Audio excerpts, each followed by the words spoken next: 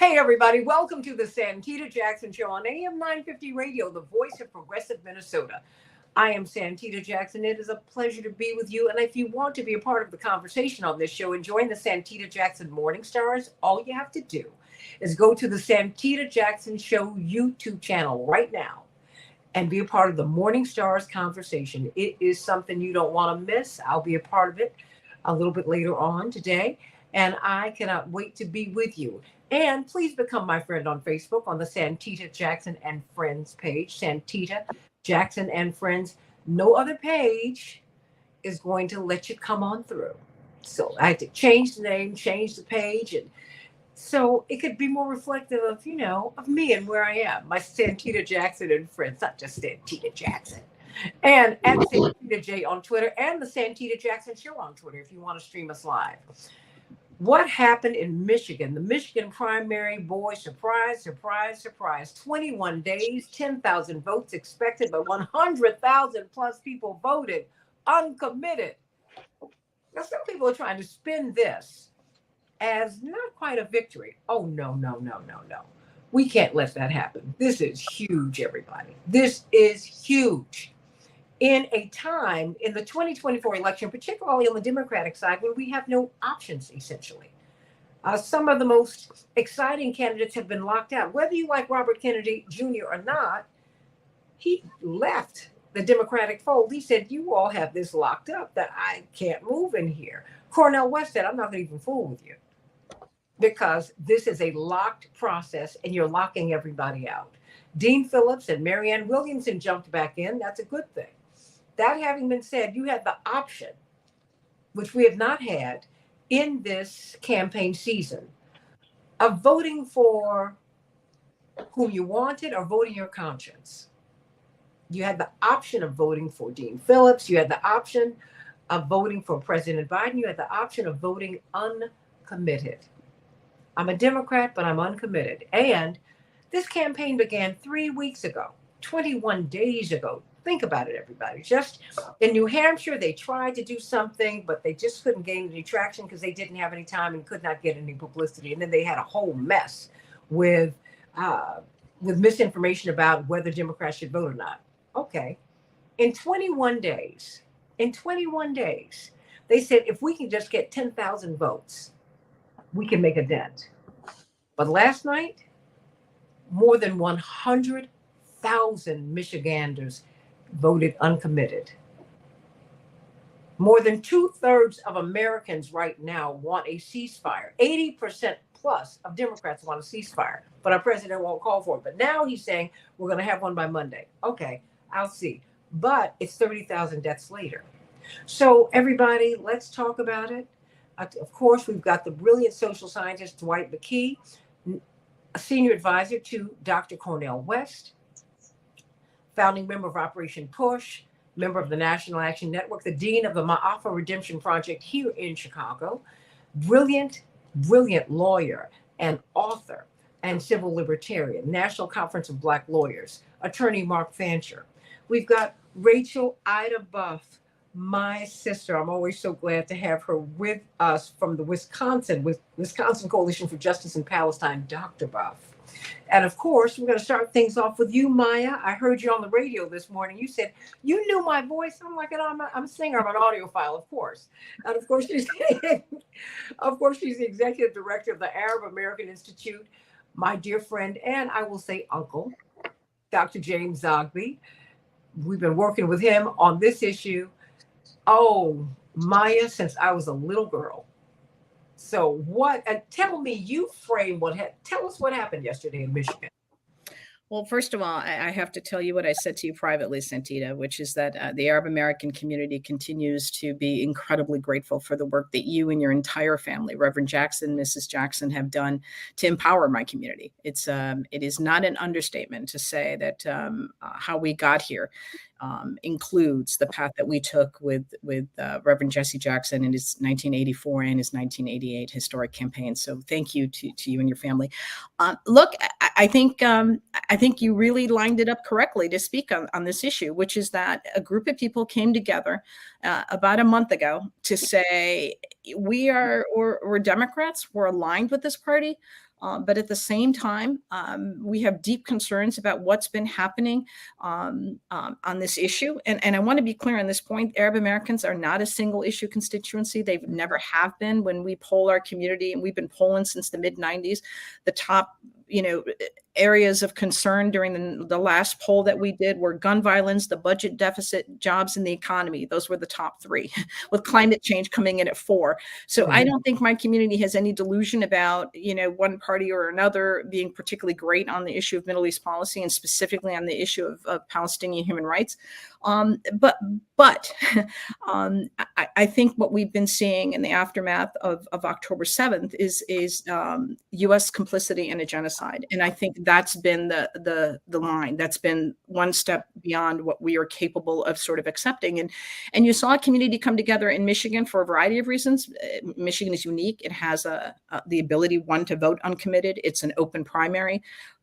It happens to have the largest concentration of Arab Americans in the entire country. California has more, but it's the Republic of California and has millions of people. But in terms of the concentration, it is the highest concentration.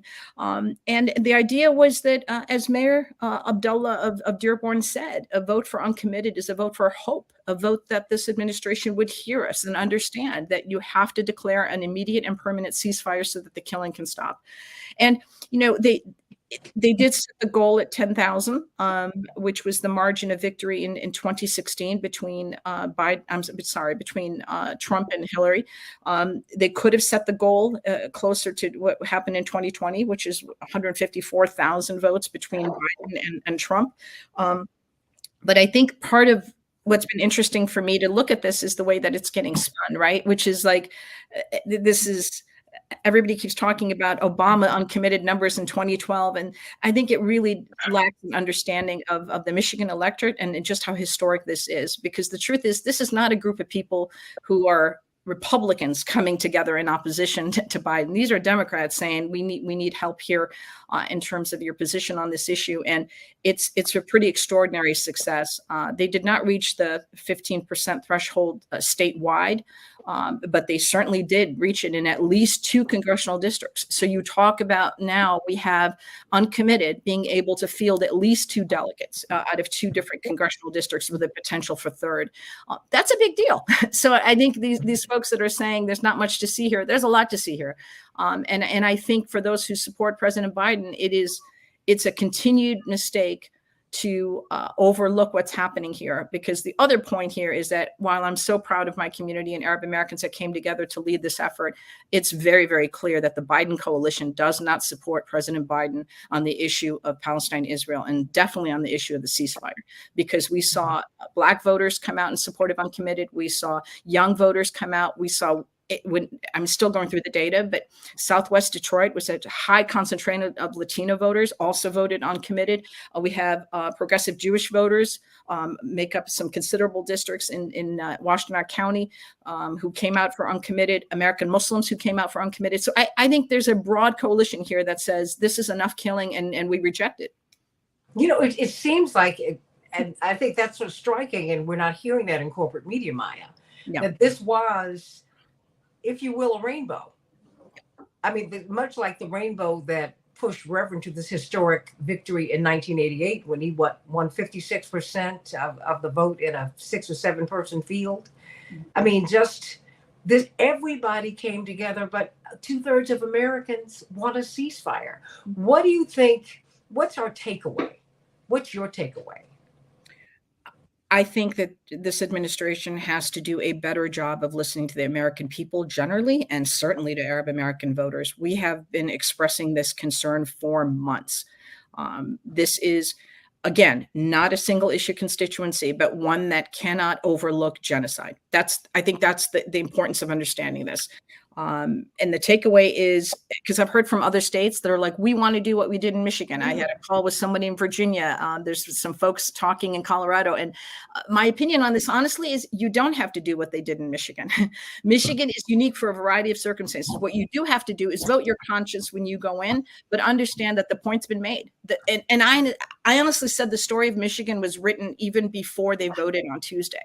And that is that a broad coalition came together to say, we reject this position and we demand that you do better. And I think that's been, I think you're going to see that in every, you are seeing that in every state across the country. You know, when we got together, Santita, in Chicago for that meeting, we were talking about the grassroots efforts, passing local city council resolutions and state resolutions. That's already been happening. And now you're seeing it come on the national electoral stage. I don't think it goes away. And I think, you know, the Biden campaign will ignore this at their peril. And that's an unfortunate thing. And the second part of it is, don't blame us. I think I'm really, I told folks the other day, I said, for my community, this is a vote about stopping genocide and saving democracy. We absolutely care about both of those things. We have no delusion about who Donald Trump is. And it is a concern for our coalition partners and communities that have been directly impacted by all kinds of atrocities that have been put out by his previous administration. And we would worry about what would come. So it is, you know, it's not about, you know, do you want to give this election to Trump? It's about please do better. This binary is a false one. You need to lead, and you need to lead in a way that hears where the American people are. And I should have said this in the beginning. I'm happy to appear here as the, you know, executive director of the Arab American Institute, but we're a nonpartisan organization, and on these issues, I'm speaking in my personal capacity. Absolutely. You know, and look, Trump is not our problem. Most white people in America voted for Trump. He's their gift to us. So you all work it out. I didn't vote for him. And most people of color did not.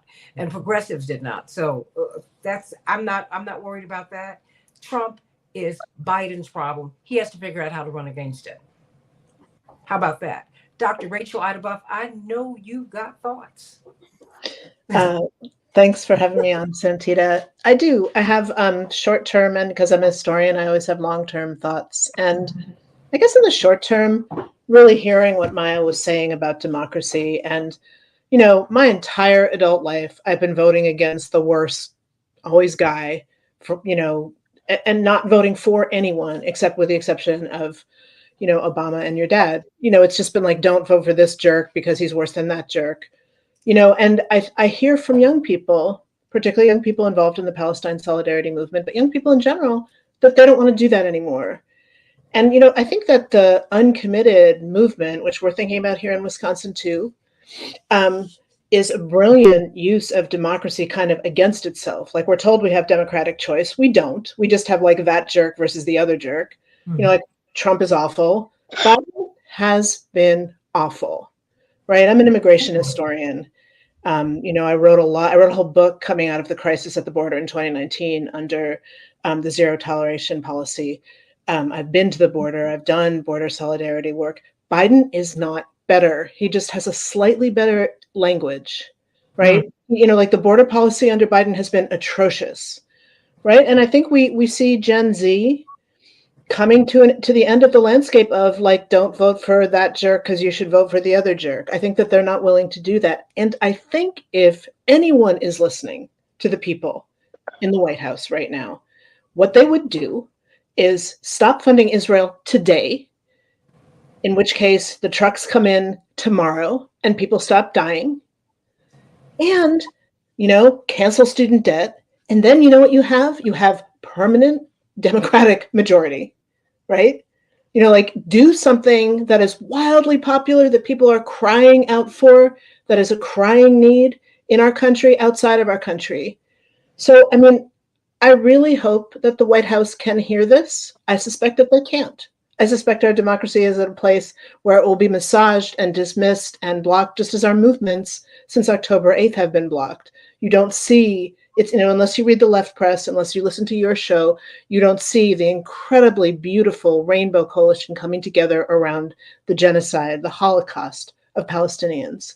Right? And you have to look for that if you're reading the mainstream press. Sometimes I pick up, you know, I subscribe to stuff, you know, even more mainstream stuff than I am. And I pick something up and I'm like, there is not a word in here about a genocide going on. How is this even possible? Right? I'm looking at you, New Yorker. I'm looking at you, New York Times, things that intellectuals are supposed to read. There's no coverage on the front page anymore. It's just like, it's naturalized. But the 80% of Americans that want it to stop. Right? And what I think more long term is that we have gotten used as a country, you know, since the turn of the 19th and 20th century, and more particularly since the end of World War II, to being told that we need to spend a huge amount of blood and treasure, money and lives, defending democracy around the world. And we know now, we all know that that's not what that has been, that that has been repression and death throughout most of the world in the name of American interests, right? And maybe the Michigan uncommitted vote and the beautiful Palestine solidarity movement is the beginning of a fluorescence like, you know what? Maybe we don't always have to do that. Maybe we're tired of spending our tax money on murdering other people's children in the name of democracy, right? Maybe this is the beginning of something big because we are always having to do both, right? Let alone, like, I'm not even going to get into the insane counterterrorism legislation pushed by groups like the Anti-Defamation League in the name of national security, in the name of Jewish security, that has been nothing but coercive around the globe, that has been nothing but problematic for Arab Americans, people of color, anyone who dissents, right? That's all been like counterterrorism, material support, right? This baloney that has been really directed in many ways against Palestinian liberation movements. Right? Maybe we are starting to be done with that. That's what I say. So I think this is a huge development. And when there's a huge development, when the arc bends towards freedom, you know, Dr. King signaled that that was the big move. But in our contemporary culture, when the arc bends towards freedom, there is media blackout. Complete. Yep. Complete. I mean, and for them to, Maya and Dr. Buff, to Sister Rachel, Sister Maya, for them to try to spin this as a defeat, I said, you know, this isn't a defeat. You know, in 21 days. I mean, I was speaking with a young activist who'll be on in the next hour. I said, no. Stay on message. 21 days, 10,000 votes sought, 100,000 plus votes won. You won, and you're winning every day. You're winning every. This is a woman who was in New York who called into a radio show when Reverend was preparing to run for president in 1983, and that was very controversial at that time. And this woman called in with her broken English, but we understood exactly what she said. She said, "Reverend, you just keep on running because we's be winning every day, and we's be winning every day." Attorney Mark Fancher.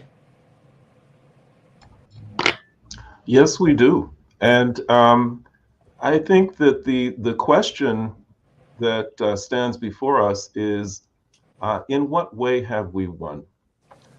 Whenever something phenomenal like this happens, it means inevitably that the people grow in their political maturity. And we just need to know in what way they have grown. Have they grown in a way that causes them to believe that, yes, we have found a new way to try and exert our influence? We can be creative and we can use the system to put more pressure on the people in office and expect that they're going to respond? Or have they grown more than that? And they've come to understand that this is not and never has been about personalities. It is not and never has been about candidates. It's about systems, and it is about power. And it is about who actually controls this country and, in fact, who controls the world. Because the reality is that whether it's Biden, whether it's Trump, whether it's Obama, whether it's Clinton, it doesn't matter who the president is, because all of them have the same job description. They all have the same bosses who give them marching orders and give them an agenda. And that's who they answer to. They never answer to the voters. And that's why Biden has been so unresponsive, because however he may feel personally, he knows where his orders are coming from. He knows whose direction he must take. And that is all that matters. The only challenge for him as a candidate is, how can I make this look good? You know, what is it that I can say or do that will keep the status quo in place with respect to the idea that my party supports me and that I can continue to be the errand boy for an oligarchy and do it effectively and keep things going the way that they've been going.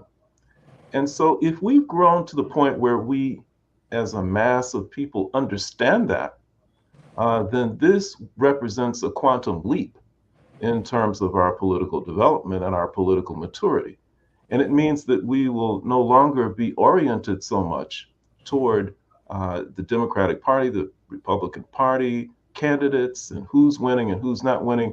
We will instead be looking more holistically at what we as a national community of people need to do in order to overthrow the existing system and to put into place something that really does represent the ideals that the rhetoric and the propaganda of this country have always espoused. And I don't think that that's such a far-fetched idea. I think that all power does reside with the people. It's just a question of whether they're mature enough, whether they're clear enough in their thinking to actually act on it and put it into effect. And I think that one of the great lessons that can be learned from the uncommitted campaign is just that, we've all for so long been trained to believe in the futility of taking a different approach to elections. And someone dared to struggle and they have dared to win by saying, yes, we're going to do something unconventional here, and we're all going to do it together, and we're going to make it work. And they did. And I think that in the aftermath of it, there are lots of people in the Democratic Party leadership who understand that very clearly and who are extremely nervous right now because it's hard to put a genie back in the bottle.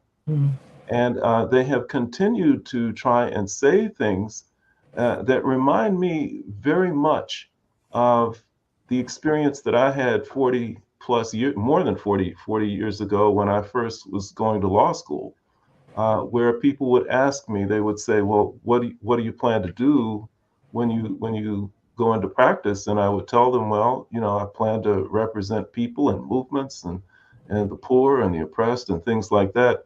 And they would sort of have this sort of strange smile on their face, and they would think about it for a second, and they would say, then they'd pat me on the shoulder and say, okay, well, you'll think differently when you actually grow up. They just didn't get it. I was dead serious. That's what I was committed to doing. And I think that now we have the same kind of reaction to all of the uncommitted voters, where the energy that I've seen here in Michigan. These are people who are very serious, particularly in Dearborn. These are people who feel passionately about this because it's so personal. It's so real. And they have no intention whatsoever of buying into and becoming complicit in a genocide that impacts them and their families so directly, no matter what, even if it means Trump comes into office. So when you have these talking heads on television saying, well, they did come out and they voted uncommitted, but it's another 8 months until the election, and between now and then they'll grow up. They'll come to understand what they really should do, and they'll come home to Biden. We're confident that they will. I would not be so confident because something else very real is happening, and I think that if they continue to believe that, they're in for a rude awakening. And actually, for those who are really intent on revolution, then that may be a good thing for them to be lulled into that false sense of security. Because in the same way that they were shocked with this Michigan primary, they may be in for a very rude shock down the road. And we won't see it because, as Gil Scott Heron said, the revolution will not be televised. Amen. I mean, and it's but Trump is not going to work this time. What Gretchen Whitmer, the governor, said, I did not elect Trump. 2/3 of his voters made $50,000 a year or more. Most white people in America voted for him, whether they tell the truth or not. Tell you that fact or not. I mean, I didn't do that. So he's not my problem. I did not manufacture him. I didn't do that. Somebody else did that. So you all figure it out. I got to figure this out. Dwight McKee. Well, I think it was a brilliant strategy. I think it should be a point of reference for other Americans who are on the edge trying to figure out what to do. in a situation where there is no uh, moral imperative, direct moral imperative that you can choose from. But I think that I don't want us to go for the okie doke either. I don't Mhm. want for us to go for the notion that that Biden is going to create a real long range ceasefire. And I got the impression, based on how cavalier he was with the ice cream cup and him having cut a little side deal with Netanyahu, that they would put together a ceasefire as long as the is necessary to get the votes going to the Democratic convention, going to the election. And once he gets those votes, then he's going to go back to business as usual. That was my read on the situation. I would have rather seen those votes go to a third party candidate who could then leverage between the Democrats and Republicans, use those 200,000 or 300,000 votes to have his own delegates, his own constituency, to be able to sit down with both candidates and say, we will support whoever is against the war. I think of all of the platforms, all of the issues, everything that's on the table, they're all are miniature in regards to this genocide. I think whether it's, housing or jobs or inflation, or I think everything pales against genocide. Genocide to me is the ultimate evil. And that, I'm willing to be flexible and to compromise on other issues, even issues that I probably would struggle with, like abortion, like voter suppression or other issues that we have to fight. But all of them to me pale against genocide. I just cannot justify in any situation the killing of innocent women and children by the thousands. Cannot explain that, could not justify it, don't understand it. And it wouldn't matter to me if the Republicans, the Democrats, or the Confederates would take that position, say, if you vote for me, I will stop the murder and I will support the investment to humanize those Palestinians which have been victimized. I'd be willing to support anybody who would take that position. So I would really have like to see some of this go to a third party candidate that can leverage that and negotiate that in behalf of those people that would feel like I felt. Well, I mean, so why do you think this has resonated so deeply beyond the Arab American community, the Palestinian American community, Dwight? Because it's a human situation. These are fellow human beings. I was for saving the whales. I was for saving the eagles. I thought all that was noble. But that's a lot different than you see your brothers and sisters in Christ, your brothers and sisters in Allah, your brothers and sisters under God, seeing them murdered and slaughtered and starved to death. I mean, what person of any values, what person of any empathy can see these people starve to death, treated worse than animals, and not be morally insulted and emotionally destroyed? So if you have any humanity at all, I would understand why you would be appalled by this. Maya, what does anyone want to respond to that? I was just going to say that I can't say it any better than he just did. The only thing I would add is that when people have said why this issue, there is suffering in other parts of the planet, what's happening in Sudan right now, and without question, there's suffering in other parts of the world. Regrettably, human capacity to do evil is regrettably a thing.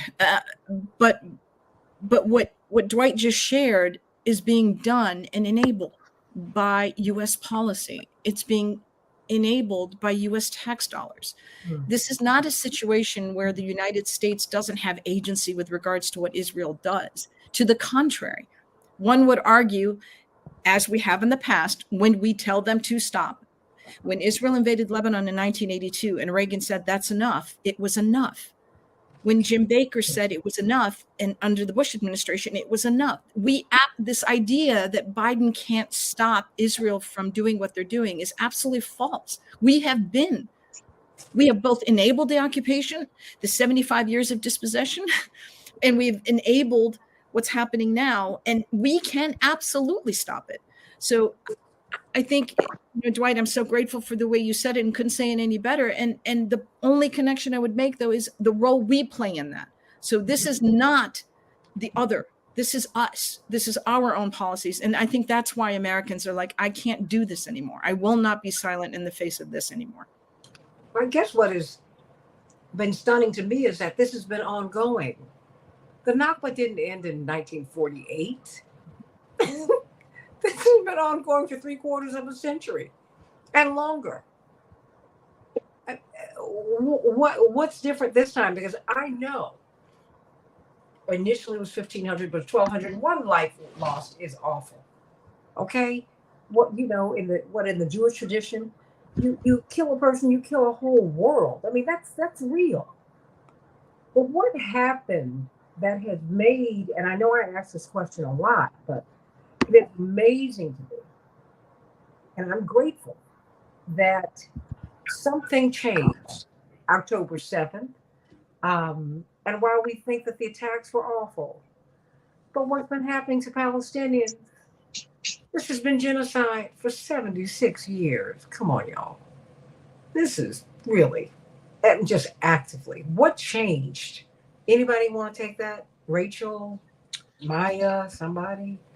So I want to second what Maya said and what you said, that this has been ongoing, right? And Rabbi Brant Rosen said recently, and I really heard this, that this was always the end. Extermination was always the end of the ongoing Nakba. It's we already see Israeli plans for Gaza, right? Like it's going to be, they're going to repave it and it's going to be a beach resort. It's always, they're going to reoccupy it.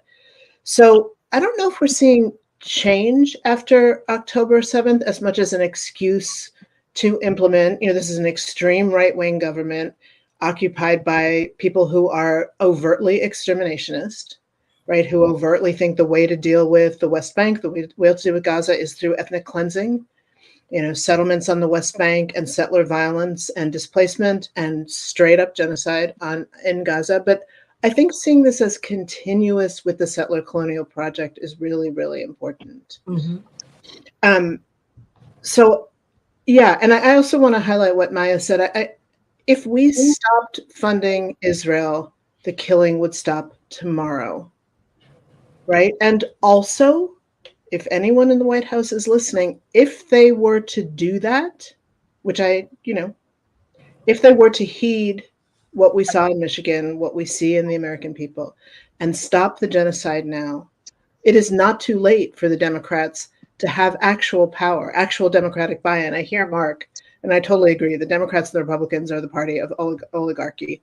We don't have a real choice. They're serving the industrial military complex, not the people. Mm-hmm. That's very true. However, if the Democrats stopped the violence now, there would be support for them, but they're not willing to do that because, the people who are making money, we give $3.8 billion a year to Israel. Most of that comes back to arms manufacturers in the form of purchases. That's a very sweet deal for those folks.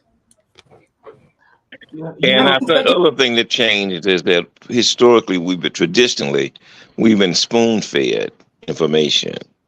And so, the media has been so manipulative historically that we saw things kind of happening and we heard, kind of the cries of the Palestinians saying, hey, they're starving us to death. Hey, they got us under military occupation. Hey, our children have no lives. but we didn't actually see it.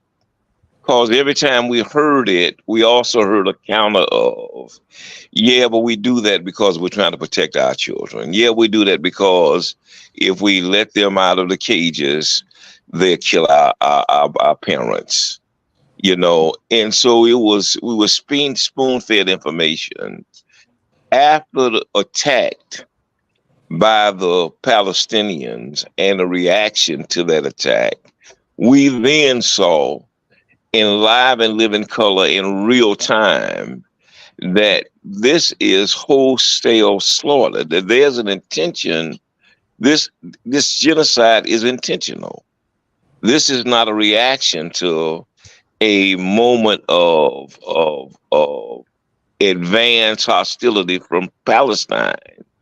This is a long-range goal to eliminate a people, and using United States resources in the military as a backup and as a counter to stop anybody else from coming to their aid. And once we begin to realize that actually what this really is, then that's what created the reaction and the counter reaction. Because most Americans, many Americans, really believe in the mythology of justice, the mythology of liberty, the mythology of all of the virtues that the country allegedly were built upon. A lot of folk really believe that. And so when they saw that at risk in the name of the United States, they themselves took that very personally because they saw their tax money being used for wholesale murder. And most Americans, who many of them have some faith or some religious background, are not going to tolerate that. Yes, please. I was just going to make that part of what's important for us to understand is who helped us see this were our young people. It is when Dwight's talking about how the narrative has changed, it is because they are seeing these atrocities in real time, and they, their moral compass is not broken. They can see a wrong here and they will say, I condemn this. And when they see a wrong here, they will say, I condemn this. And I think that's been incredibly important during this entire sort of awakening of Americans on this issue. It is not hard to see what Hamas did on October 7th and say that war crimes were committed. It is not hard to see what Israel has done after October 7th and say war crimes are committed. And now months into it, nearly 5 months later, and we're looking at more than 30,000 killed. We're looking at nearly 100,000 impacted. We're looking at, as Dwight said, children are starving. And it is the United States policies that are enabling this.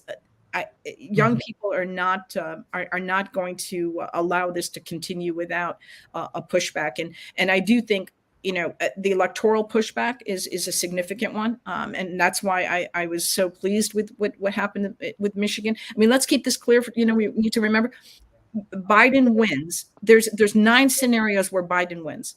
6 of those require the state of Michigan. There is no workaround. I mean, if it's not going to be Michigan, we're talking Pennsylvania, we're talking Arizona, we're talking Georgia. All of those states have a significant Arab American constituency. That's one. And second of all, as we've seen, the Biden coalition itself is broader now and cares deeply about this issue and is weighing in that way. And let's not forget about the 1,000 Black churches. These are some of the most prominent Black congregations in the United States who have said unequivocally, if you don't call for a ceasefire, if you don't make things right with the Palestinians, we will not endorse you. Santita, that recent poll about Biden's numbers in the Black community, if the election were held today, it's over. There's no scenario where if the Democrats don't receive an overwhelming number of support from Black and African American voters, there's nothing to be done in November. And those numbers are, I mean, there's so many signs that indicates we need to be worried here and we need to do this differently. Well, I mean, Mark, what's the answer? Do you think that if they call for the ceasefire on Monday, Mark and Dwight and Rachel, Well, I Well, mean, well, is that going to change things? it goes back to what I said earlier in terms of to what extent have we matured? Because if you understand the U.S., you understand that they have developed a very effective series of a collection of methods of managing people and managing thought. And with respect to this issue, one of the reasons that we for so long have not felt this mass outrage about what's happening to Palestinians is because of this management of how people think. There are a number of things that are used. One, it's when you want to talk about race, particularly regarding Black people, then the way to shut that discussion down is to say, there you go, playing the race card. Shuts it down. You don't have any further discussion of that. If you want to talk about Zionism and Palestinians, then the immediate device that's used, oh, you're anti-Semitic. With respect to this particular moment, then if you and I saw Nina Turner have to deal with this last night on CNN. If you want to start talking about the circumstances of Palestinians and the genocide, the way to shut that down is to say, well, let's not forget that Hamas killed Israelis. Without mentioning the fact that there were 1,200 lost on that side and 30,000 lost on the other side. And so to make claims that this is an act of self-defense ignores the disproportionality and the fact that, yes, there should be a focus on the genocide of the Palestinians.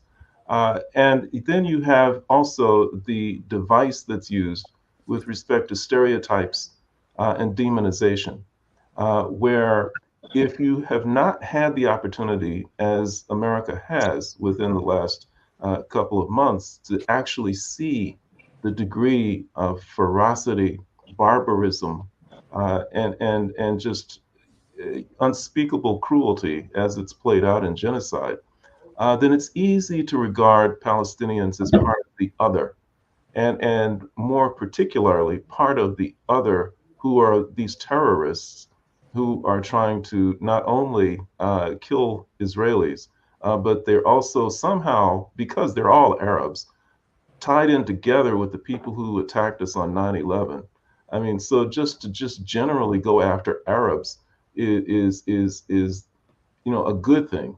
They're all demons. They're all the other. We don't know them. We don't. They can't claim to be suffering because they're spending too much time coming after us. And so it becomes very easy to brush all of that aside. And I think the images, the graphic killing, all of that has pierced through all of the lies, all of the stereotypes, and it has touched people's humanity and allowed them in this moment, along with God's inspiration, to say enough is enough. And I think the remaining question is, what do we do with this? Well, I mean, Rachel, I mean, what do we do with this? What do we do in this moment? I think it's a powerful moment of unity. We had 100 people at a Black and Palestine liberation event last week here in Milwaukee. And at that event, it was sort of understood. We had the wonderful Angela Lang, who is with Block, one of the African-American organizations that typically gets out the vote, that turned Wisconsin blue, crucially, in 2020. And Angela's a really savvy organizer, and she was like, I don't know what to tell folks who voted for Biden in 2020 this time around. That was sort of the consensus in the room. I'm not from Wisconsin. I've lived here for a long time, but when I go see my family elsewhere, I say, look, as goes Milwaukee, because in Milwaukee, Black and brown organizing has gotten out the vote and turned Wisconsin a little bit blue, enough to eke by in 2020, enough to have a Democratic governor. But if those folks don't go to the polls and pull that lever, we're solid red again, because the rest of the state, other than Madison, is solid red. Madison and the indigenous reservations up north. But you see what I'm saying? And I'm not confident. And I don't think that Biden has given those folks a reason to go to the polls. So on the one hand, there's a crisis for the Dems, but I think for grassroots organizing on the ground, this is a moment of great opportunity and optimism because we are coming together. We are listening to young people. I think lots and lots of things can happen from here. It is scary to think about the prospect that we may have to be organizing under a Trump administration, right? That is going to like completely empower the police, that is going to criminalize protest and dissent, particularly for people of color, particularly for Arabs and Palestinians. They're going to use existing counterterrorism law, and it's a pretty terrifying moment, but a really fraught and really powerful moment. I'm a mother of daughters. We are not seeing. The Democrats are talking a lot about abortion. We're not seeing effective action. Mm-hmm. There's a lot of people mobilized, and we're up against the stuff that Mark was delineating, which is like they can dismiss our movements, they can dismiss what we're saying. I think we're at a pretty contradictory moment. One of great hope, however. Well, I have a lot of hope. I mean, Dwight, I think this is a pivotal moment. I was so excited last night I could barely sleep because I said they went for 10,000 votes and they ended up with 100,000. The 15% threshold really didn't matter to me. I said these are 100,000 plus conscious souls who have said enough. Who said enough? Well, I'm impressed because Alexis them are so young. This movement is led by young people, and it says to me there's hope because they bring a Mr. Rogers value system that other generations didn't bring. This generation and the generation before this really are the children of Mr. Rogers, and they see everybody as part of their neighborhood. They wasn't raised in the segregated South like I was, and like your mother and father was, Santita. They weren't raised in the racist North like Mark, you were. They come out of a tradition where they really do see all children as their brothers and their sisters. Mm-hmm. And that everybody has a right to live in that same neighborhood. And so they really bring a different value system than our predecessors had brought. They were really raised on Dr. King. And in the quest to sanitize Dr. King, they sanctified Dr. King. So Dr. King to them is almost like Santa Claus. He's almost a mythological kind of guy. And they were raised on the movement of Jesse Jackson and John Barbara. And the Panthers of them, they glorify the Panthers. A lot of our parents in my contemporaries were intimidated by the Panthers. They themselves see Fred Hampton as a hero and a role model. And so I'm very encouraged with how resolute that generation is about change. And they, unlike again us, they didn't make politics a religion. They don't see the Democrats and the Republicans as an ecumenical experience. They see whatever party works for them is that's who they're willing to negotiate. They're not emotionally or religiously locked into a party like many of us were. So I'm very encouraged by them. Thank God for that. Maya, why don't you close us out? We have a couple minutes here. I just wanted to add the one point that both you and Dwight have mentioned in terms of what Michigan did. And because Dwight made the point about voting for other candidates. If you add up yesterday's turnout and you include uncommitted, and you include the people that voted for Marianne Williamson, and you include the people that voted for Dean Phillips, the number is not 13.3%. It's actually closer to 19%. Mm-hmm. So I think that's part of what's happening here too. I understand folks got to spin it a certain way to tell a certain story, but again, the data tells us there is a deep, deep issue for this president's reelection effort. It's a deep concern. with regards to human lives, right? I mean, this is the point. This isn't going to go away. This has to be addressed. And like I said, the path to victory includes a significant number of toss-up states where the same coalition that came together in Michigan is going to be able to successfully deploy there to do the work on the grassroots level. Well, I think we have the responsibility to write our own narrative, to write our own story. I'm not waiting on them. I can count. I can interpret data. I can read. That's right. I know what happened here.